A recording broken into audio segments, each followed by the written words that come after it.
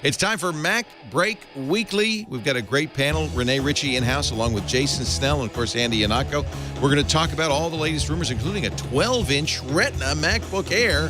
Stay tuned. It's time to talk Macs. Mac Break Weekly. Netcasts you love. From people you trust. This is Twit. Bandwidth for MacBreak Weekly is provided by CacheFly at CACHEFLY.com.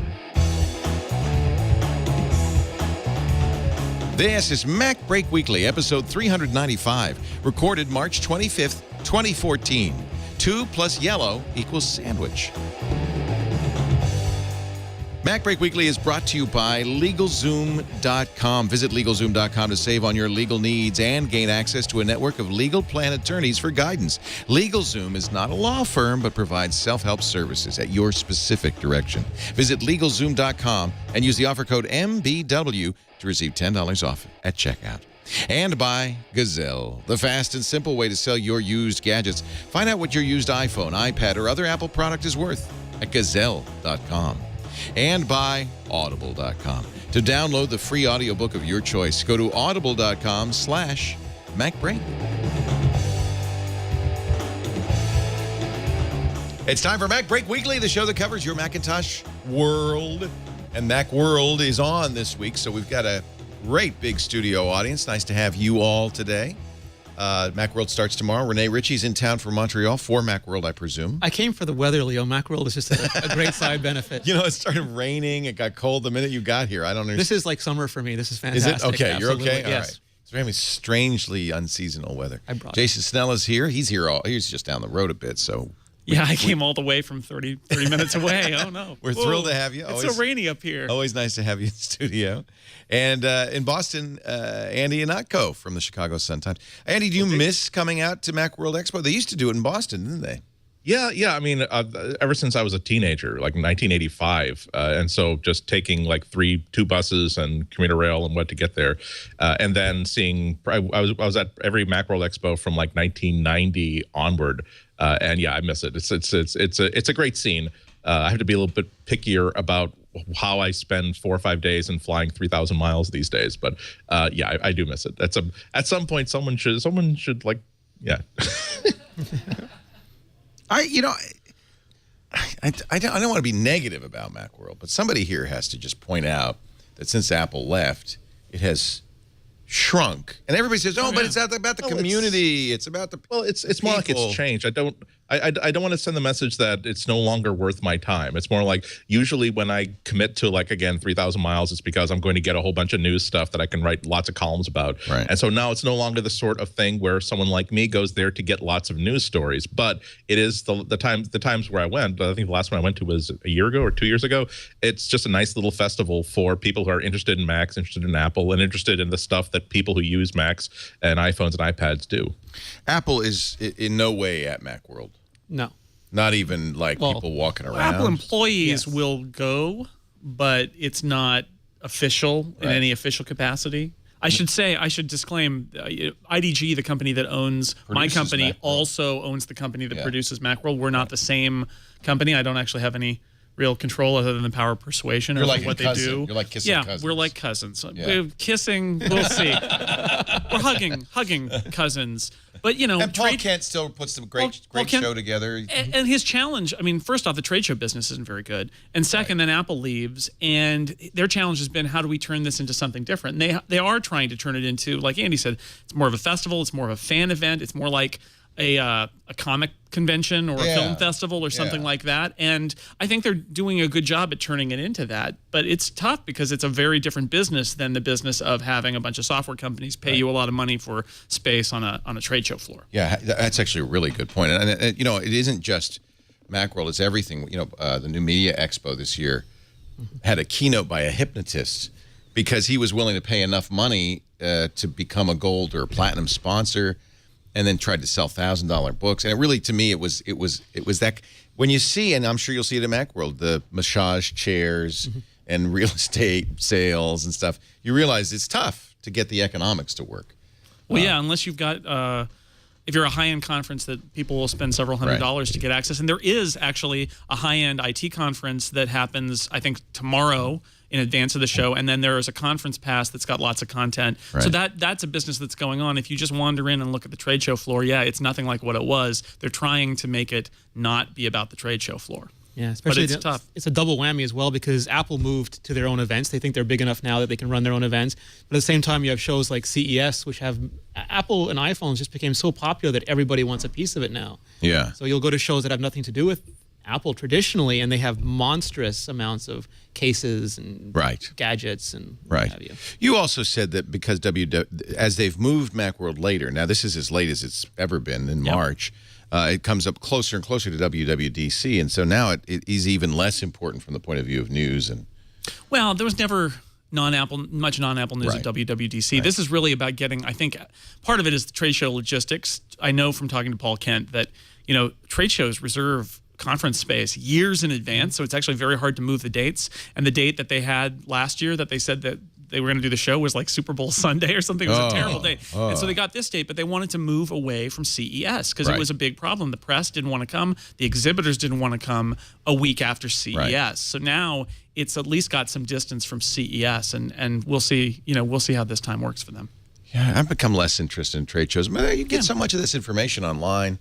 I do love the community. Conferences and meeting people for the interesting content and interesting speakers are much more. I mean, I see Renee in Montreal every year now because there's a great Mac developer conference in Montreal that Guy English and company put on called Singleton.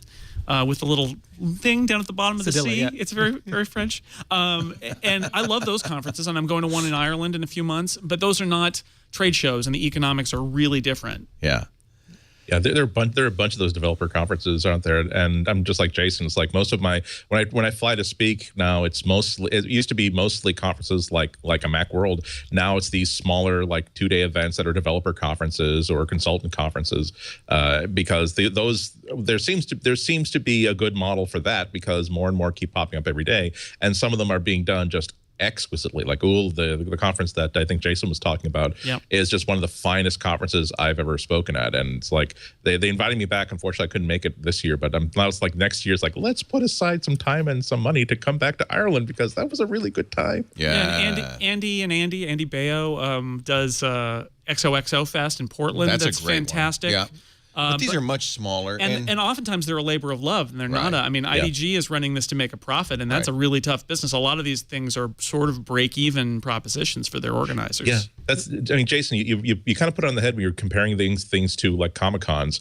Because it's pretty much the exact same model where people of a certain part of the country or of the world who feel as though, gee, there's not a good conference in our part of the country, let's go put one on ourselves, and we can put our own stamp on it, our own signature on it, and they're hoping to break even. It's just not a money-making venture, and that's what gives them the freedom to put on these really quirky special events that take only about a year or two to develop their own personalities and quickly become legend, from something you've never heard of to, gee, who do I have to butter up to get invited to go to XOXO? Because that's not, every video that was coming out of that conference was like, wow, I'm going to set aside the rest of the day to watch this. The one thing that's really nice about Macworld still is, though, CES is not a consumer show. It's a consumer electronics show, but it's analysts and buyers and media. Macworld is meant for the community, so you can go there and talk to the developers who make the apps and the people who make the peripherals and everything like that, and get that one-to-one contact, air your grievances or give your admiration. And also with the absence of Apple, I remember covering Macworld years ago, people would fly in for the keynote, watch Steve Jobs or Phil Schiller, and then fly leave. out. So they'd go to the show floor, walk through the Apple booth, which was really just like an Apple store, and leave. Right.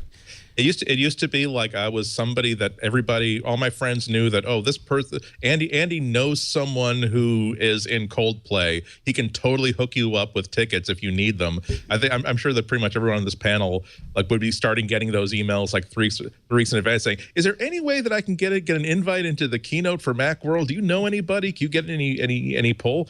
But this was another area in which Apple sort of led the way for other companies, where it used to be that a company felt as though they needed to debut a new product or announce a new strategy at a larger conference or at a larger trade show, maybe because there are just so many of those other trade shows out there. Now well, how much does it cost to rent a ballroom in New York City? Not very much. So let's launch our new phone in New York City at an event that we can choose the timing so that we can control the news cycle that day. And so that's another reason why these huge mega events aren't as important to so many people as they once were. The real challenge is to get a free calendar date for your mega event, because everybody's doing it. In fact, as we are doing this show, HTC is unveiling its new HTC One Mark II, the M8, next door. Literally next door. So, and you can watch that. This is a Mac show, so we're not going to spend any time on it. I played with it a little bit, and it's beautiful. That's the unpredictability of it now. And when is it going to be? You never know. Well, like last year, CES, we had a ton of stuff, and Mobile World Congress, we had almost nothing. And this year, CES, there wasn't very much, and Mobile World Congress was jam-packed. Huge. And it's hard to tell now what's going to be where or when. I think announcing at the big trade shows is actually a huge mistake for most people, because unless you are so big that you can take advantage of having all the media there and they'll swarm to cover you. But even then, the media then will move on to the other 8,000 things they've got. There are always people who, back in the Apple keynote days, would release their press release of their new product announcement the morning of the Apple keynote. And it was the dumbest thing in the world, because nobody was ever going to talk about that product. They were going to talk about whatever Apple talked about. That's when you release your poor earnings for the past quarter, not your new product. So HTC or Samsung or Apple, who led the way here, doing their own events, it's so smart, because if you've got enough weight to get the journalists to fly to wherever you're doing the event, it's a way better, because that's all they're going to be talking about. Yeah. We do have an event coming up Thursday. Microsoft's going to do an event in San Francisco. And we think that Microsoft's going to announce, it'll be the first public event their new CEO, Satya Nadella, has led. And we think they're going to announce Microsoft Office for the iPad, long awaited. Absolutely. And it's a week before Build, which is odd in its timing, because they have their big show in San Francisco a week after they're doing this show in San Francisco. Well, they got Satya down there. They'll just keep him there for a few extra days. It's a pain for journalists, though. You know, Paul Thurrott and Mary Jo Foley are not coming out for Thursday's announcement, because they'd have to stick around for another week for Build, which they are coming out for. It's tough. Look at all the Macworld Expo people. Are you excited about Office, as long as I mentioned it, Office for iOS? Yeah, I mean, there was a time. I would have been more excited last year. Yeah, better late than never. Or just the problem. You can't wait too long, can't you? Yeah, because I mean, you've given us, Microsoft has given us all about 3 years to figure out alternatives to Microsoft Office, and that's given us time to to realize that we don't need the desktop version of Office. We need something that's relevant for mobile use, which means that we're willing to accept fewer features for better interface design, like what we get in Pages.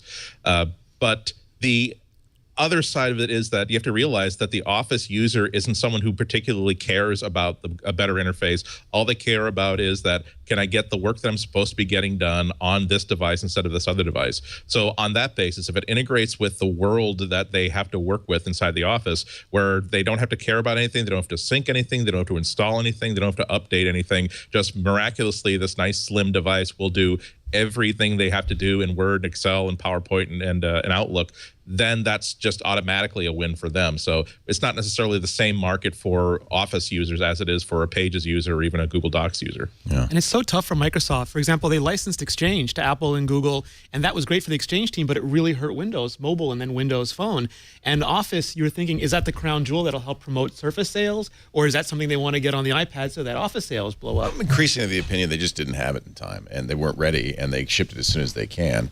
They seem to be doing joint development between that and what they call Project Gemini, which is a touch-forward version of Office for their own platform, for Windows, particularly for Surface. By 2014. Yeah, and if they're trying to do those two together, then that could explain why it How took do you wait so long? You're Microsoft. You're one of the smartest, best engineering companies in the world, and it takes you 7 years to get a touch-optimized version. I am sure that if they wanted to, they could have had it done. You think so? Very fast, absolutely. But it wasn't a priority because it was the other guy's platform. I think that the Surface in didn't the ship with it. era. Well, that's true. No. That's true, but did they rush the Surface out? I think Microsoft in the latter years of Steve Ballmer was trying a lot of things and was changing tack, and every few months, and Wile E. that's why. Coyote. They've had OneNote for a while. Now OneNote on the Mac. Is that everybody going to stand up and cheer now?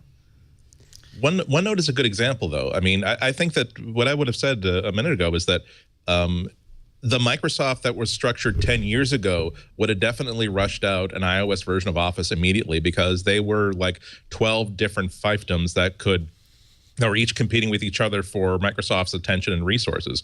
Whereas Microsoft now tries to be a little bit more cohesive in the image that they try to project and create a suite of apps that is designed to work together. They're trying not to be too Game of Thrones about it in terms of their corporate structure. And when you look at what OneNote was like, that was the first app that they really rethought for their for a multi-touch interface, and it was as far removed from the desktop version as possible. They came up with some really interesting interface design and some new interface elements that took really nice advantage of it and really made me interested in what they would be doing for Microsoft Office.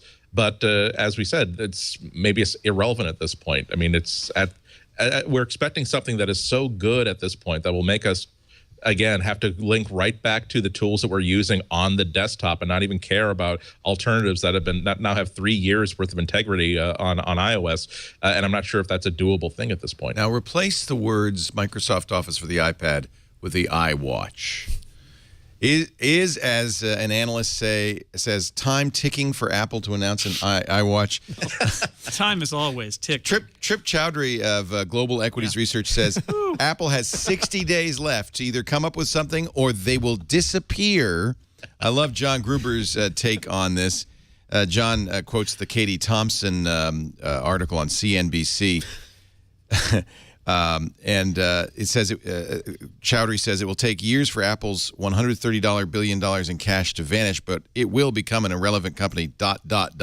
It will become a zombie if they don't come up with an iWatch. This is, again, managing director at Global Equities Research. And Gruber says, I'm guessing the ... denotes when he paused for another line of Coke. Ooh, ow! How do they keep their jobs? Ow! So I gather the Apple community doesn't agree that time is ticking. People say this all the time about everything Apple does, and 60 days left. I mean, that's one of the dumber things. People say lots of questionable things about Apple. That is so stupid that it defies understanding. Raise the dumbness level. That is like almost in Rob Enderle territory there. Maybe not that much, but it's kind of crazy. I mean, Apple releases things on its own timelines, and we're all really impatient. And there's so much in the press and in analysts that comes out of boredom, out of impatience. We want the next cool thing to write about or talk about. And in fact, most of these groundbreaking products that Apple has done over the last 10 years have been things that came in what you would call late. Yes. But they were the right product at the right time. And maybe they'll be too late with this or not. But I look at the current amount of available smartwatches and other wearables out there, and they're not hemorrhaging customers to other people right now. It is a non-existent market. A lot of big ideas and some weird products like this. Maybe, but it's not a real product yet, right? Right. And Apple tends not to do those proof of concept announcement, and then a year later you see a real product. Here are the renderings. Yeah, exactly. So which isn't necessarily the right way to do things, but yeah, I mean, Apple usually waits for someone else to establish a market so they can take a look at how actual users are actually reacting to these things. They also buy them themselves to point at, laugh at certain things and take copious notes on a few other things about it. And it's going to be late this year, or next year, maybe even next year when this thing comes out. But I mean, it's clear to see though that Tim Cook is stressing him out, because you see the same sort of Obama thing going on with him, where when he took over as CEO, he had this rich head of black hair, and now it's just, you see it go white just over the course of the iWatch development. So maybe we're just wrong about this. I would be the opposite. If Apple put out an iWatch before it was ready, I would start to get nervous about Apple. That's what Apple is doing. Apple needs to get it right, as opposed to get it first or get it early. Like the iPhone, there were Trios and Blackberries and Windows Mobiles for years before the iPhone. There was tablet PCs for a decade before there was the iPad. Apple they don't move first. They liked exactly what Andy said. They want to see what's wrong with the products already in the market and then see if Apple can make a compelling solution. And if they can't, they won't go there. And if they can, they produce their version of the product. Dave Morin, who is a former Facebook guy who created Path, which is a beautiful app, first on iOS and now on Android, wrote an interesting article on Medium, came out, I think, today or yesterday, in which it's called Super Normal. He says innovation starts with the ordinary. He talks about the key, and I think Apple's right in here, to creating a great something is to take the normal and then add a twist that makes it an innovation. And he talks about the Mac was a personal computer with a GUI. The iPad was an MP3 player with a, or I'm sorry, iPod was an MP3 player with a click wheel interface. The iPhone was a smartphone with multi-touch. Yeah. It's those little things that they did to already existing product categories that created the innovation. Their innovation is mainstreaming technology to make it accessible to a much larger market than it traditionally has been. He says, by removing friction for the user to interact in a new way, each of these products unlocked massive value. I think that's what Apple's trying to do, right? That's true. It's more like I think not everybody. You don't have to go in and if you're not in the business of simply selling in volume, you don't have to dive in to just jump into any market that seems to have presented itself. Just because someone else is making a lot of money on netbooks doesn't mean that you have to start making netbooks too. I've used that example so many times that I don't even have to go into that again. But there should be some comment in this conversation that Trios were wonderful and Blackberries were wonderful, and if both of those companies had held off on the keyboards are on the way out, these tactile interfaces are on the way out, we're not going to create this market until this thing is absolutely perfect and as mind-blowingly different from what the phones people have today as possible, we wouldn't have had 5 years of these wonderful devices. We also wouldn't have had that information infrastructure that made the iPhone possible. So I think that Apple definitely does things exactly the right way for them because they are telling a story with every product that they do, and they want to make sure they're telling their story correctly. Nonetheless, let's not turn this into denigrating BlackBerry and Palm for doing things early with a successful product that people love. It's just that sometimes you're doing market research for whoever comes next to you. Right, I don't think we're denigrating them so much as pointing out that Apple isn't usually in that place. I mean, one of the times Apple was in that place was with the Newton, and look how that went, right?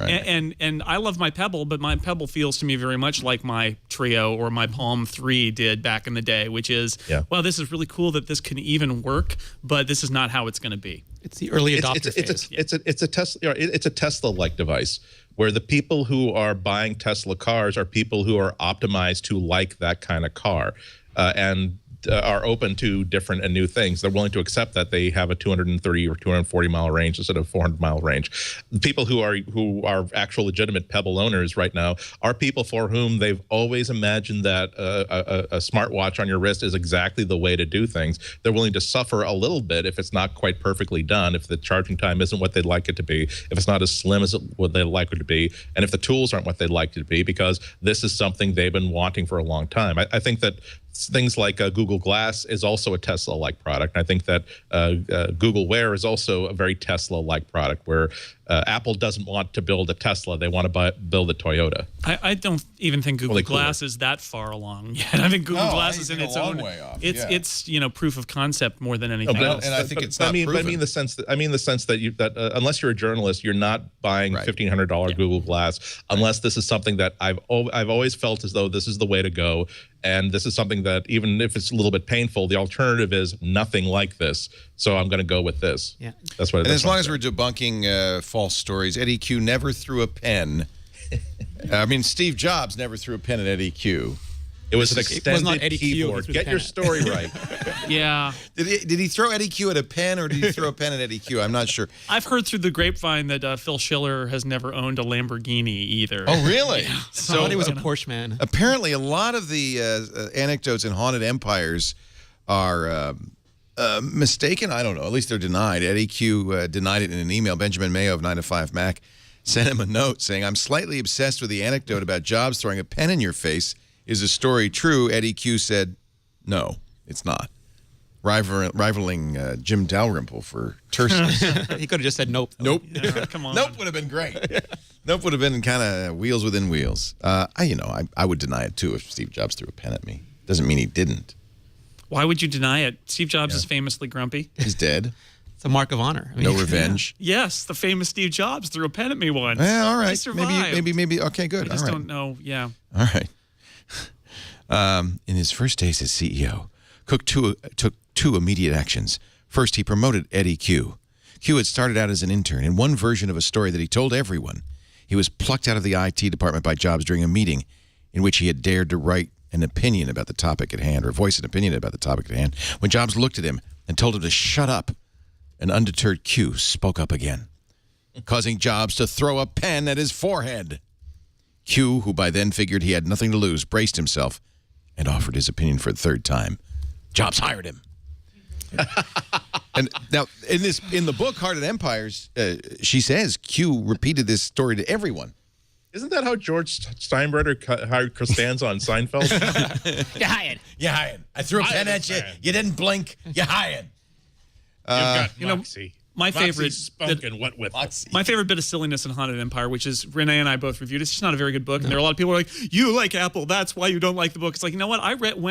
I was hoping to get a really good argument from her about why Apple was haunted by Steve Jobs. There's nothing coherent in that book in terms of an argument. It's a series of anecdotes, much of it re-reported from other sources, and some of the original reporting is kind of bizarre. But the one that really got me was explaining that Phil Schiller has an aggressive personality because he likes to listen to Led Zeppelin and is a fan of the San Jose Sharks. But that's the whole thing. Hockey. So hello, aggressive Canada. They have the entire book is two plus yellow equals sandwich. Right.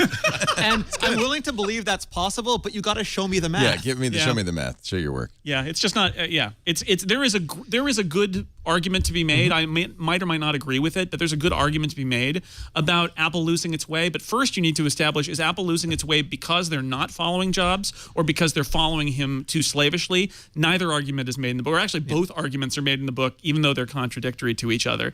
And sadly, I think because you do this as a book instead of on the web. I think she wrote most of this book more than a year ago. iOS 7, which would be an argument that Apple has changed in pro or con, is mentioned for about 2 paragraphs in the afterword because it happened too late for the book, which is why covering anything this current in a book is probably a bad idea these books, days. They're dead. They're doomed. I give them 60 days. I don't know why you'd. They got to fix that problem. They got to fix that. The whole thing is so disconnected. For example, she argues that Maps were a huge blunder, and then that Scott Forstall being fired was a huge blunder. Well, wait a minute. He was fired because of Maps. Well, not really. He was fired for other reasons than Maps. But I mean, all these arguments are going so many different directions, and there's just no structure or reason. It's a random anecdote generator. And I find some of the anecdotes interesting. Not all of them queue up with what I've heard personally. Tim Cook's typing teacher doesn't have a lot of perspective on his personality, but she's in the book. They're so random.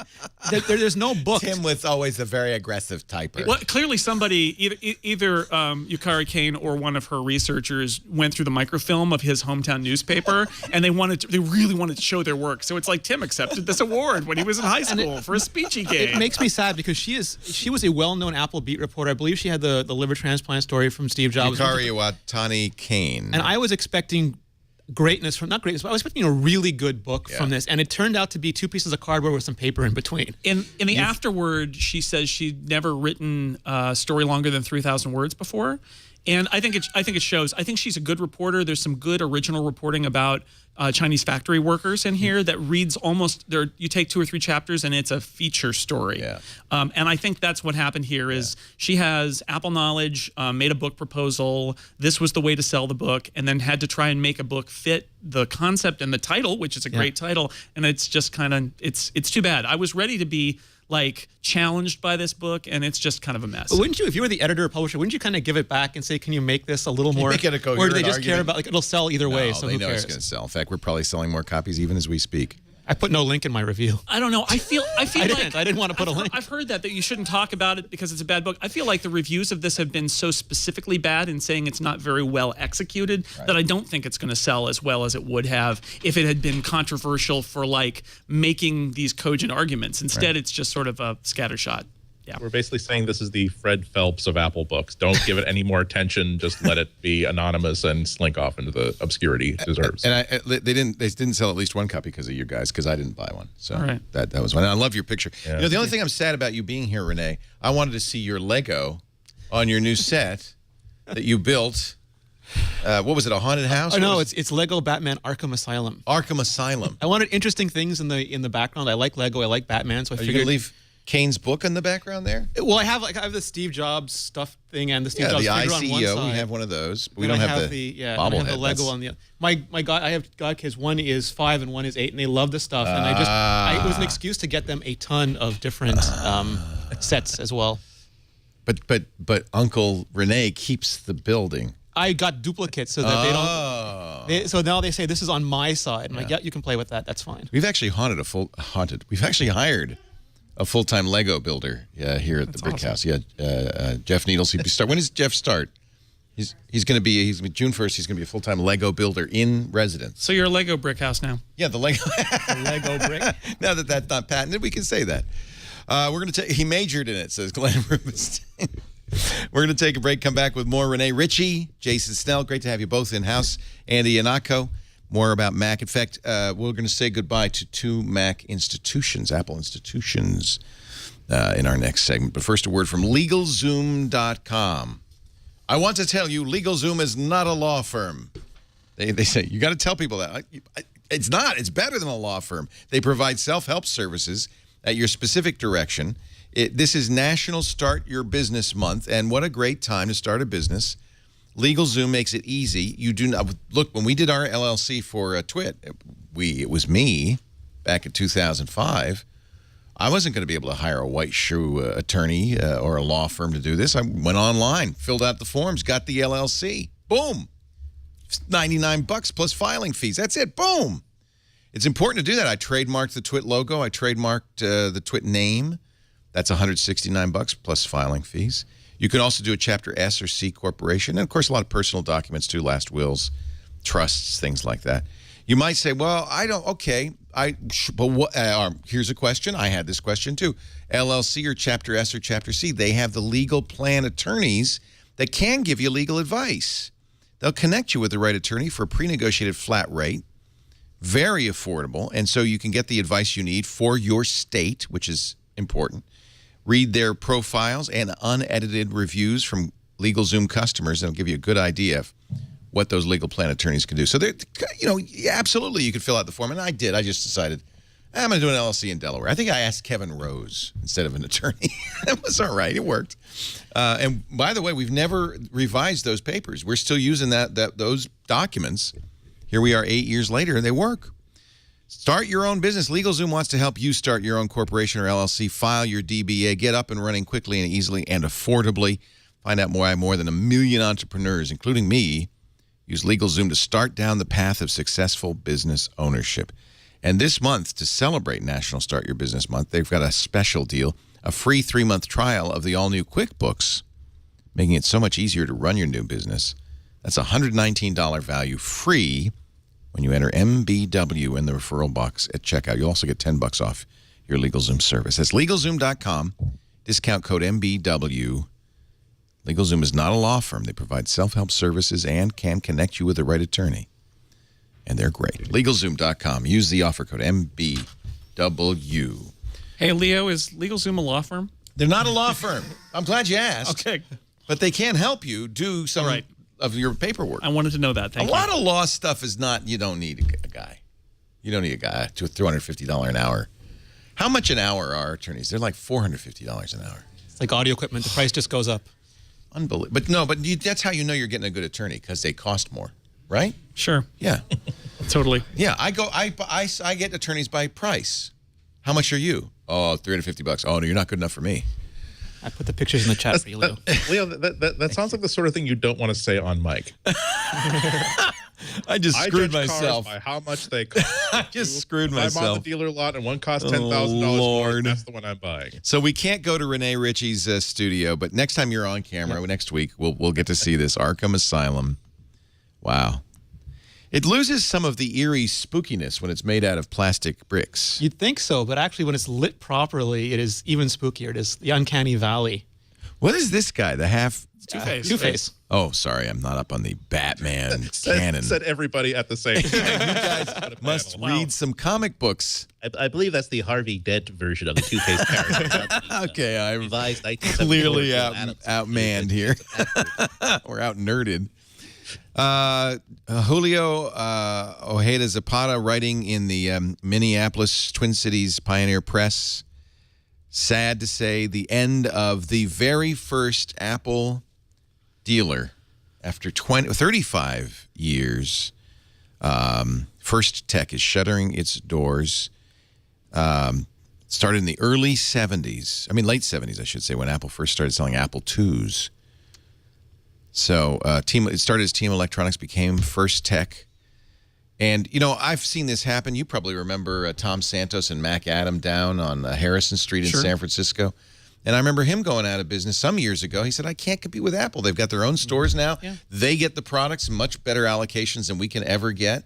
You can offer service and support, as Tom did for years, but eventually people just stop going to you. It's a different world now. I mean, the Apple retail stores have totally changed that game. I remember, this era, that's when I got my first Apple II, was at a store. I remember walking in the doors. It was in Modesto, California, and it was like beige carpet with beige tables and beige computers on them. Yeah. And salesmen, and it was a different world. And some of those stores survived by adapting, but it's not like, when we were talking about Comic-Con earlier. When I go to Comic-Con, I hear comic book retailers talk about this, and their business is a little different, but it's also changing dramatically because people aren't buying stuff in paper anymore, and the rise of digital retailers. It's not that different than the rise of Apple retailing, where you can survive by building a community, being super supportive. But even then, it's just a brutal business to be in because the world has changed. Or being in an area that there is no Apple store and serving those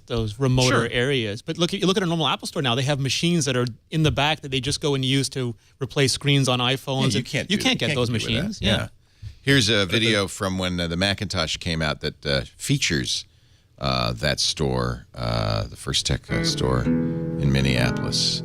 This harkens back to 1977 when the first Apples were sold. More than 5 million machines sold, all started in Minnesota, the first Apple store. It really is a bit of history. I don't think they had Hummers back then. One of the biggest success stories, I guess, would have to be what was known as Team Number One. Team Number One was back when the Russians invaded. That was before the Wolverines beat them back. Schwarzenegger had a Team Central was the central organization. You're listening to Wayne Westlaff, who was Apple Store. Nice. Apple Store. I remember this. I remember there was an Apple Store in San Francisco. They had every bit of Apple software. They've now changed their name to every single Mac program. The Team Electronic stores. But to my knowledge, that would make them the longest continuous. Oh, you go in there to buy software, Apple reseller. Yeah, in the United and you States. talk to somebody, and they, And like a comic book store, look at the Lisa. You could talk to somebody who was mean and dismissive to you, or you could talk to somebody who was great and you wanted to come back and buy stuff from them. Father's office. That's certainly Bell and Howell Apple II, very nice. Oh yeah. But that's part of the problem too. People who silent type thermal printer. Oh man, this is like for like 2 generations earlier. What looking at classic cars is what I get from looking at. Yep. That's the silent type. I remember I printed out my first AppleSoft programs on it. Anyway, that used to race those in his youth. Great article by Julio in the Pioneer Press, and you can see it online as well. And he sent us a link to that. I'm glad he did. Thank you, Julio, for writing that story. The other problem they're facing is that remember that like when stores like that were doing really, really well, it wasn't just getting that interaction from Apple. It was also the idea that most people coming in, that was their first time they had an opportunity to actually put their hands on a real home computer. And now one of the things that makes it so easy to order online is that I know what computers are, I know how they work, I know what I want. I don't have to have someone walk me through, do I need a floppy drive or is the cassette tape going to be okay for me?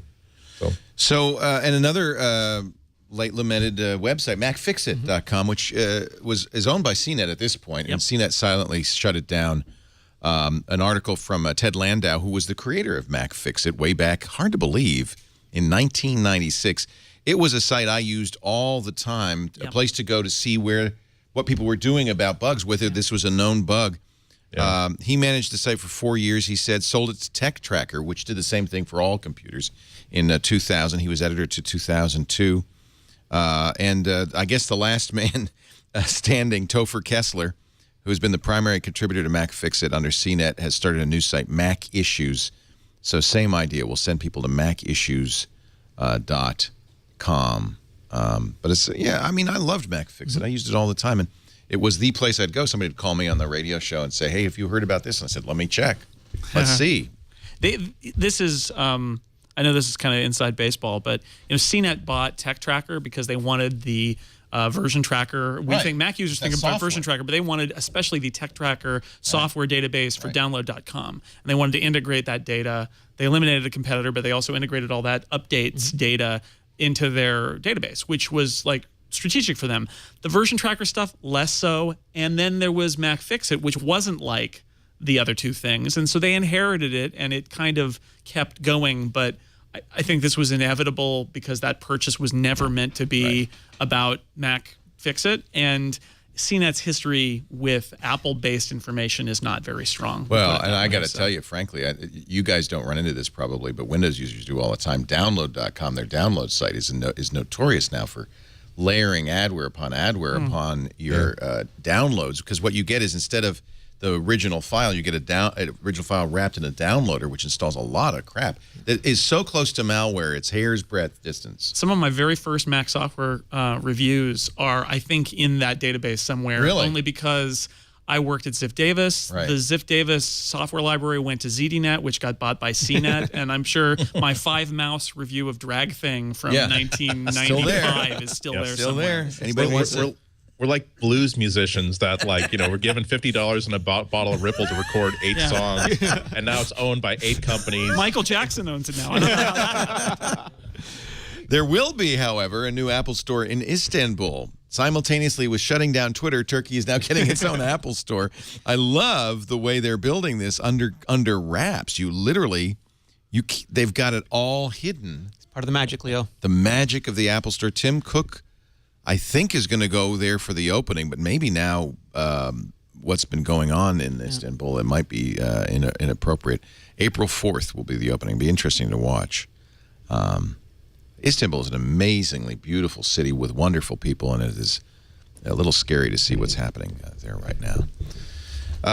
Let's see. What else do you want to talk about? There's always good news here in the Apple world. Apple and Google agreed not to poach each other's employees. It turns out it wasn't just Apple and Google. It was a dozen Silicon Valley companies. A vast Silicon Valley conspiracy. This one's real. Absolutely. This one's real. Yeah. It is illegal. It is a form of trust. It's an antitrust violation to say, hey, look, if we said to Revision 3, we won't try to hire any of your people if you don't try to hire any of our people. The reason being, those employees are disadvantaged because they can't, basically get competitive offers. Yep. Right. Either to get a better job or to get you to give them more money in order to keep them. And this is the case of, I would actually say, well-off tech executives deciding that they want to protect the value of their company, and they don't really care if their employees don't have a free market for their services. And it's not only is this the rare conspiracy that's totally real, but it's awful. It is just it is staggeringly terrible. And there are lots of people in technical fields in Silicon Valley who got shafted by this. It's really bad. It started as an agreement between Jobs and Google's Eric Schmidt. It expanded to include companies like Dell, IBM, eBay, Microsoft, Comcast, Clear Channel, DreamWorks, the London-based public relations firm WPP. The Justice Department is focused basically on Adobe, Apple, Google, Intel, Intuit, Lucasfilm, and Pixar. Smoking gun memos galore on all this. I mean, they did not even really attempt to hide it particularly. Not only that, but smoking gun memos from the very top. You have CEOs talking to other CEOs about what their policies are going to be. And so there's just absolutely no cover whatsoever against the awfulness of this scheme. CEO of eBay, Meg Whitman, called Eric Schmidt to complain that Google's recruiters were hurting profits and business at eBay. Stop it. Stop it. So Eric Schmidt responds to her with a do not forward. Actually, this is to his own hiring team, with a do not forward email that says... That'll stop the subpoenas. Yeah, that'll stop. Whatever you do, don't tell anybody about this. Meg called to talk about our hiring practices.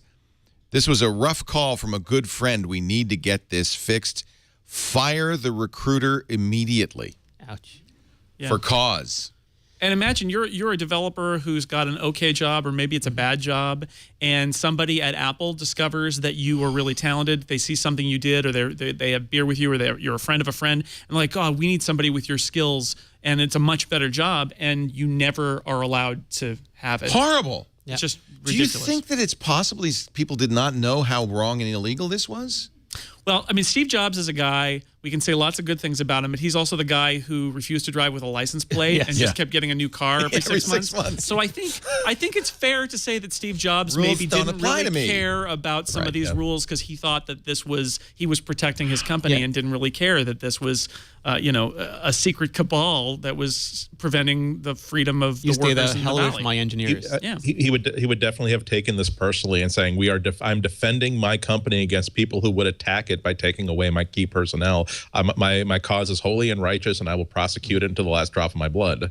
Yeah, but it also doesn't say, and I'm not going to go after their employees. You know, one of the things that I missed in Haunted Empire, not to get back to that for a second, but I think one of the ways that Steve Jobs is truly haunting Apple to this day is his disregard for a lot of these laws. You see it in the ebook settlement, which we can have issues with Amazon's monopoly on ebooks, but you can see it in the way that they approach that. You can see it with this story, and you could argue that all of the patent lawsuits where he said we were going to go thermonuclear, these are, I think, some of the ways that Steve Jobs really is haunting Apple because they're still trying to dig out from this stuff and paying the price for some of Steve Jobs' decisions. I would buy your book in a second, Jason. It's a comic book. What's interesting, one company that you might expect in this list is Facebook. Sheryl Sandberg says, I was approached with this idea, and I immediately said, absolutely not. I think Palm said that too. Absolutely not. One of the most Mr. Burns-ish emails in this paper trail was Steve Jobs, like the CEO of Palm, saying, "I don't feel as though I can really go ahead with this. I don't think this is right." And then Steve saying, "Let's take a look at. We could fight this out with lawyers, but take a look at Apple's financial position and then take a look at your position. That's what I would recommend that you do." Oh my God, that's horrible. Yeah. I think the only, I mean, I kind of quiver when I think about if Steve were still around and had to make some sort of public statement on this. Oh my God, that would have been an epic statement about you're all idiots. You don't understand how business works. I can't believe I'm even forced to waste my time to address this. But don't worry, fans of Apple and employees of Apple. We will defend our integrity against these people who wish to harm our company. Don't worry, I'm going to be fighting the good fight for all of us. You want a free bumper? Fine. Here's your free bumper. Babies. You're hiring it wrong. Did I do that right? Apple is in talks with Comcast once again, but this time not about employees, this time about a streaming service. We'd heard before the Comcast-Time Warner merger that Apple was talking to Time Warner. So is this just continued talks? Same story. Seems to me that they said, well, no, you need to talk to this guy now. So we got a new guy. Right. New guy in town, although I don't think that merger's happened yet. So no, but they could probably see the writing on the wall. They're being proactive. It's smart. I mean, TiVo's got a deal with Comcast that gives TiVo boxes on Comcast network access to all of the Comcast On Demand stuff. So I think, Comcast makes a lot of money selling internet services. Having it go through Apple, if that's a premium add-on like TiVo is, Comcast has shown in the past that they're happy. Like, look, you don't want our crappy box. You want to pay more for TiVo. That's fine. We'll give you all our stuff on TiVo too. So the Apple TV would become a Comcast, like HBO Go, would become a Comcast on-demand service, or would have a Comcast app? I would have. Well, so Comcast service, I just switched about 6 months ago to Comcast. Got one of the new TiVos, so I got to discover all of this. Comcast has on demand. They've got a bunch of live TV channels that stream on their app or on the web. Right. So if you're a Comcast subscriber, you can stream those. So you roll all of the stuff that they're bundling that's live and all the stuff that they're bundling that's on demand. You get the Streamcast too, which is their streaming, like their Netflix competitor, I think. I don't know. I haven't looked into that one. Okay. That may not be on the TiVo. It's interesting. But Comcast is really becoming. So they've got as content, you said, this and net forward. Well, and they company. own NBC on top of that, right? So you could imagine bundling all of that Comcast stuff together for Comcast customers under an Apple TV channel, even of Comcast, and have access to all the on-demand and all of the streaming live channels that they've got. But can I get Channel 4? Can I get Channel 5? That would be the question. Because then I wouldn't need. I bet you could get Channel 11 because they own that. Yeah, but that's a big question. NBC I could get, but not. It would be an interesting idea, and it would be fascinating to me if Comcast said, we have such strength in internet that we're going to go over the top, which is what they call it when you take the cable box out of the equation, and say we're going to put every channel we can live and recorded on the internet for our subscribers. Yeah, you still have to have a cable Right. account and a Comcast But maybe you don't need a TV subscription. account anymore or Right. something. I don't know. Apple, in fact, I think I've mentioned this before. We were talking about the Netflix Comcast brouhaha, and there's a lot more in that, and we will talk about that at some point. But one of the things we learned at the time was that the best way to watch Netflix is on an Apple TV because they host it. They have their own CDN. Apple, of course, concerned about quality, says, you know what, we're not going to trust the public internet to bring you Netflix. We're going to do it ourselves. They've consistently had the best quality Netflix. So imagine if they do this with Comcast. Absolutely. But the thing is, there's a couple challenges with this. One is that no one really knows what's happening yet. There's some rumors that they're going to actually build the Comcast box and sell it. So you'd be able to get an Apple version of the Comcast box. Some are that it would be an app and it would go on your iOS device or on your Apple TV. Right. But there's questions about whether they have the rights to the programming. Can Comcast just give them the rights that they have, or do they need separate agreements? And another thing, and this again goes all the way back to Steve Jobs at All Things Digital, they had a deal with AT&T, which at least covered the country. This, they're going to have to go region by region in America to get the deals just to roll it out. Then they're going to have to, talk to Canadian cable companies, talk to Lithuanian cable companies. It's an incredibly arduous go-to-market strategy. And I think the rumors heating up just show how difficult it is for Apple. And maybe originally they just wanted to make their own TV deals and get their own subscription service. But the cable companies make the cell companies look like the happiest, most go-luckiest companies in the world. So my theory is that because Comcast is, pending this Time Warner merger, just gigantic and covers a huge amount of the U.S., that one way you might approach this is to say, we're going to build it with Comcast. That's going to show how it's done. It's going to be an Apple TV app. The other cable companies will give them our developers kit. They can make channels that do the same thing be like Comcast, do it like that. And that might be the only way they can go forward, is to find the biggest name, make a deal with them, and use that as the example. Because otherwise, you're right, it would take, there would be dozens, if not hundreds of different negotiations they have to do. That's the beauty of Comcast. It's massive. It's, yes. You only have to make a deal with one massive. person. They got everybody. Yeah. But this is why my main problem with these stories, and we've been following these for a couple of years now, is that sometimes it feels as though Apple's working really, really hard on a BlackBerry style phone, where it could be the most beautiful thing ever, the most wonderful thing ever. That doesn't change the fact that people are moving away from phones with mechanical keyboards that run the way a BlackBerry does. I in my imagination, and I stress the word imagination, I imagine Apple saying that why do we want to encourage people to get all of their content from cable companies forever? If we're really going to invest in the next 5 or 10 years, let's create a way. If we're going to burn so many lawyers into mortal combat against each other to make these deals happen, let's make it easier for cable channels individually to produce content for Apple TV, and they'd still have to go through a sign-in through the cable company to prove that they've actually created that's what we've got now. that they have access to it. Well, but they could improve that too, and therefore then they don't have to make any deals with any cable companies. They can create an API that every single channel will love to use, and will make it so easy, and they'll give these companies so much help that maybe you will stop using your cable box to access because these apps will run it that much better. Well, you understand why Comcast wants this, because they do see the train coming down the tunnel at them, and so this is a way to kind of make that transition to, as you said, an over-the-top network, internet-based system. And it could be as simple as adding something like an accounts setting where you log in. Here's what Comcast, the journal says. This is what the journal says. Apple and Comcast aren't close to an agreement. In fact, I saw a great conversation on TNT a couple of days ago, I think, or maybe it was Monday. Mike Elgin had a guy from Variety and a guy from Ars Technica. So you had the technical side and the Hollywood side, and both agreed this is never going to happen. Apple and Comcast aren't close to an agreement, according to the journal. Delivering the service quality Apple envisions would require Comcast to make significant investments in network equipment and other back-office technology, according to people familiar with Comcast thinking. The companies also differ on how deep a relationship Apple should have with Comcast customers, because Apple wants users to sign on to the new device with Apple logins. They want to control customer data. Of course, Apple does, right? Yeah. They also asked for a cut of the monthly subscription fees paid by customers. This also sounds like somebody's negotiating in the press. Because these are Wall Street Journal's got people from Apple and from Comcast side. They're in this article.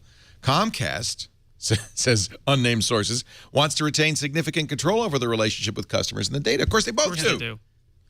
Furthermore, Apple, and this is the trick that you mentioned, must acquire significant TV programming rights from media companies. It's not just Comcast.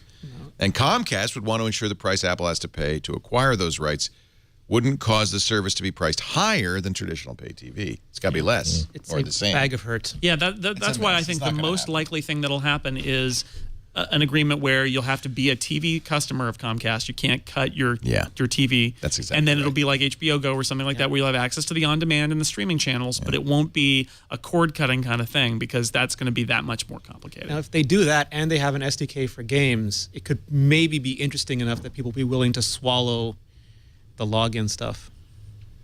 Maybe. But there's so many ways you can make the login stuff so much easier and so much faster. And I would see Apple fixing that as part of the solution to the problem. Well, for me, it's not logging into the cable companies. It's having to have anything to do with the cable companies. Exactly. Like, I would love an Apple version of Netflix where Apple just had the rights to the content and they could do it. But there's so many, like Jason said, Comcast owns NBC. They also own the internet pipes. And do we get into an agreement? Apple can buy a lot of infrastructure, but do they have to start paying Comcast the way that Netflix is now having to pay some companies? There's so many hurdles that these companies can put in Apple's way from them just delivering a direct-to-consumer product. So tell me how this TiVo thing works. So I can buy a because I have Comcast and their cable box is horrific. Yes. The UI is terrible. So you buy a TiVo and you got to pay TiVo for that, and you got to pay a monthly or buy the lifetime to TiVo. But then so it's not cheap. So it's like it's got a cable but card. But you get a cable card, and it's one of those. I think I've got one cable card. It's got 6 tuners on it, which is insane. Yeah. And so you can record 6 shows at once. 6 shows at once. It's got a giant hard drive. You're like that little old lady who had the full. 8 VCRs in her house and was recording. And TiVo's got its own streamer, so it's called TiVo Mini, that you can put in other rooms, and they will stream off the hard drive. So you recommend this? Including live. Sounds expensive. It's not cheap, but actually when I switched from DirecTV, I ended up. The savings paid for the TiVo stuff, so it ended up being a wash for me. But it does have access to the on-demand stuff that you would expect a third-party cable box wouldn't have, because TiVo made a deal specifically with Comcast. So to me, that shows that Comcast is at least open to making some of these deals. Right. If in the end, the people who are getting this, they're still getting their money, basically. They're still getting that. You're still paying them for your cable. That's and all internet. they care about. That's what they want. Comcast has their Xfinity box, and there's a TiVo box, but I look at my local cable box, and it's still an SD interface that looks like it was developed in Soviet Russia. I've gone from a Trio to an iPhone 5S, and I still have a box. There's just no innovation in that industry. There's still screens in the TiVo Romeo that are SD. Yeah. Most of them are Really? not now, but there are still a few that are. It's baffling. So do I go to TiVo to get this, or do I go to Comcast? You go to TiVo. If you want to get it, just But then I have to talk to Comcast and get. You have to go. card? You have to go get a cable card from Oh, Comcast. that's not fun. I waited in line at my local Comcast office the best way to do for it. 10 minutes. Yeah. They handed me the card. I plugged it in. That was it. I have found if you go to the Comcast office, those guys are Don't have the guy come to your house. Well, no, or call the phone on the phone. Oh no. I have a Google Voice number which has a Baltimore area code, so they keep routing me to Comcast Baltimore. No, I'm not in Baltimore. That's just my phone number. Anyway. Well, again, I mean, I through a 20-minute story that is collapsed down to I rearranged the furniture in my living room and suddenly became an awesome place to watch TV. And there you go. That's the whole story. But then I thought, gee, I should like get a cable box installed here, because now this is a place where I like to hang out and watch TV. But I put that off for about a month, and then I realized that, well, look, all the shows that I really, really like are on Hulu Plus. I don't need that. A lot of the shows that I watch in clip form, I can get through YouTube. I don't need that. I've got the Sling Player app on my Roku, so I don't have to transfer something from the cable box I've got upstairs. I really think that I'm so close to simply saying that I don't need regular cable TV anymore. And I'm a middle-aged old man. I'm not one of these young hipsters with a Poochie, slam down the Mountain Dew and riding the skateboard or whatever it is the kids are doing these days. I'm just not convinced that making cable TV work better is the solution that any forward-thinking company is going to be really pursuing very, very hard at this point. By the way, if you get your TiVo from Weekneys, you can get an 8-terabyte drive in there. Yeah. So, I would want to record 1,280 hours. You could literally record for a while and then drop off the grid. I can record all 6 channels. every night I for don't a know how year. you do this, Jason. I'm stressed out enough knowing that there are like at least 4 different cable series on Netflix that I can. I know. That, I still haven't seen House of Cards. I know that. Oh man, I have to see it, but they're all there. And how am I going to get through the stress of watching all of these shows at once? If I had 6 shows recording at once, The 6 is as it is, I still haven't seen this week's Amazing Race. That's the 6 tuners is outrageous, but it means that there are never any conflicts, which is kind of nice, especially if I'm recording sports. I have not even filled the hard drive up halfway.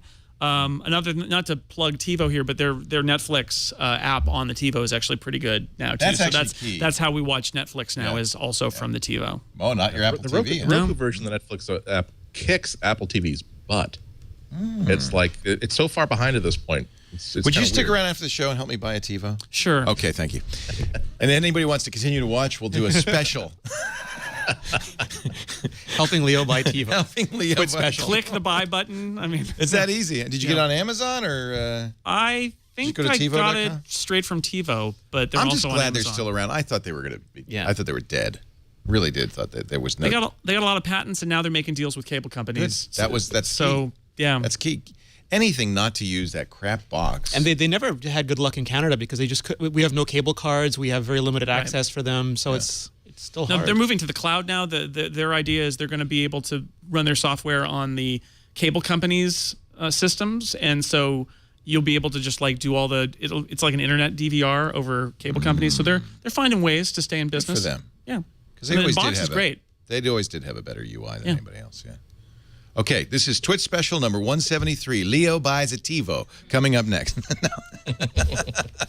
Our show today brought to you by Gazelle. You got an old gadget? They don't buy TiVos, but or unfortunately, Scientific Atlanta set-top boxes. I wish they would. But they will buy your old iPhone, your old iPod, anything from Apple. They'll even buy broken iPads and iPhones because there's really a market for those. GAZELLE.com. We saw some beautiful gazelles when we were in San Diego at the safari park, and they do have horns that look just like that.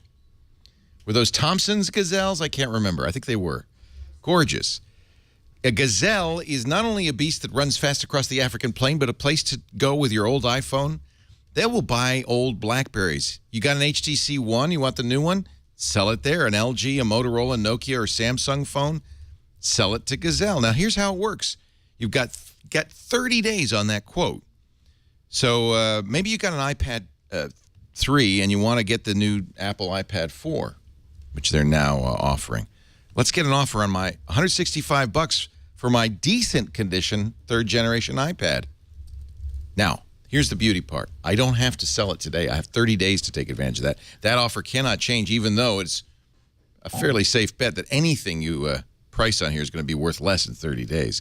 You lock it in for 30 days. When you've got enough stuff in your Gazelle cart, and I suggest you go through all those drawers and everything, get everything together, pull the trigger, check out. They'll send you a box, prepaid postage and everything. You pile it in there.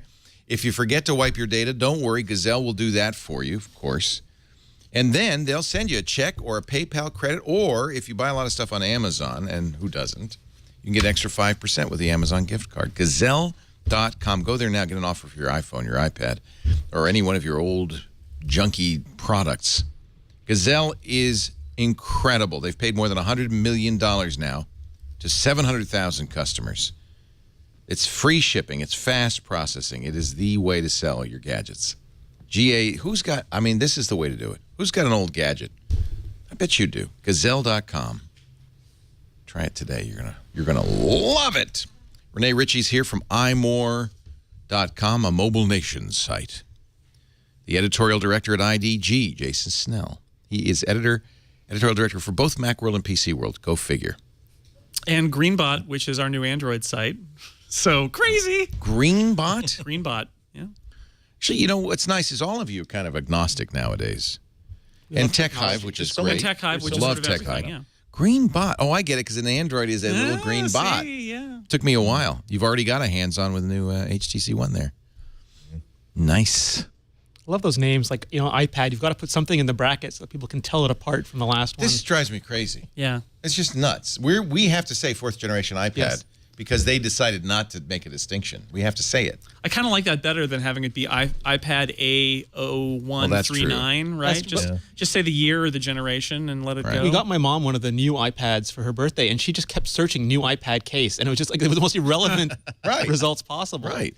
Well, and the HTC One is the M8. The old one was the M7, but they call it the same thing, HTC One. So that's got to be confusing for consumers, I would think. I really like how did they add it in Mavericks that if you go to more info about your Mac, it now says 11-inch mid-2013. It's actually on there like I'm getting mid-2013. But at least that's what Apple calls it. So if you they'll say tell me what it says there. Yeah.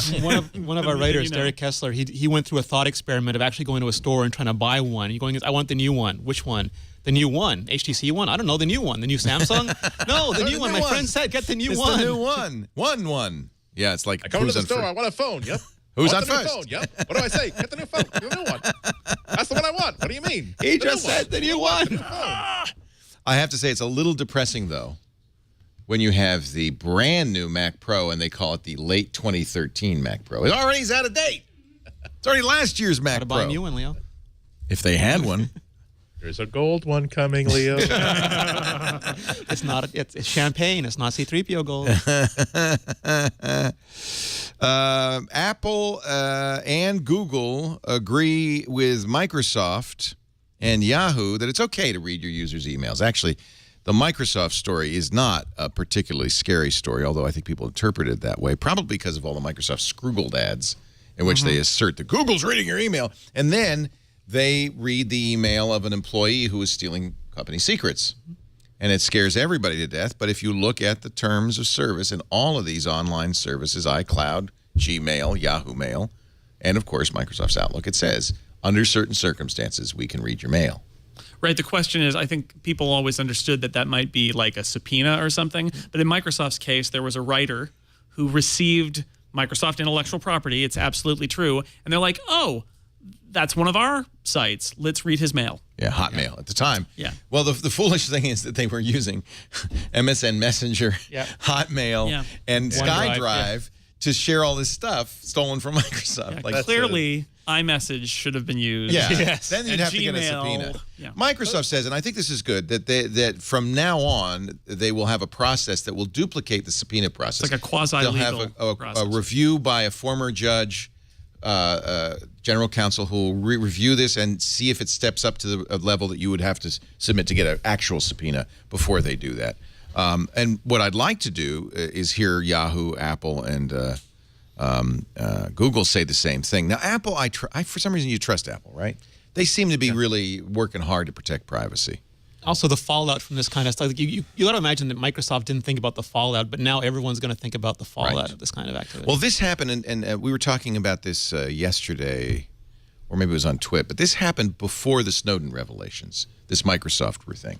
And I think post-Snowden, post-NSA revelations, everybody's now a lot more aware of this issue. And had that happened, like in the last few months, Microsoft probably would have been a little bit more careful. Also, the language in the Microsoft's terms of service was a lot more explicit than Google's or Apple's, where it's saying that you would expect these services to say that please don't expect that your mail will never be read by anybody inside, because it's possible that for customer service purposes, we're going to have to make sure that things are working properly. It's possible that what we are doing with your mail just to keep the service running meets some legal definition of we're looking at your mail, and so that's what we're doing.